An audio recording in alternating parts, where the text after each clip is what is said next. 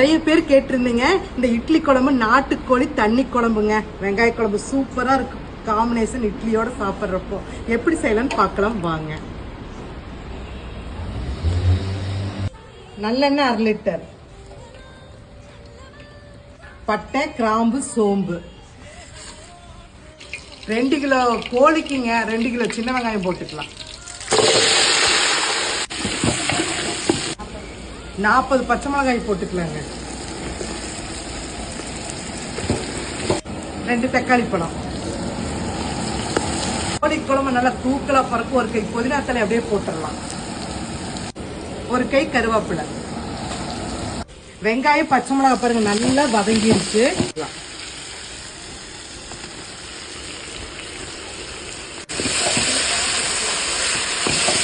இஞ்சி பூண்டு பேஸ்ட் வந்து நல்லா குளிக்கறந்து 2 கரண்டி போட்டுக்கோங்க. அளவான கல்லுப்பு, மஞ்சத்தூள் 1/4 ஸ்பூன், 2 ஸ்பூன் வரமிளகாய் தூள், 5 ஸ்பூன் கொத்தமல்லி தூள். சிக்கன்ல நல்லா எண்ணெய் திரண்டு வந்துருச்சு. 6 சொம்பு தண்ணி ஊற்றிக்கலாம். கறி நல்லா வேகணுங்க. தட்டு போட்டு அப்படியே மூடிடலாம்.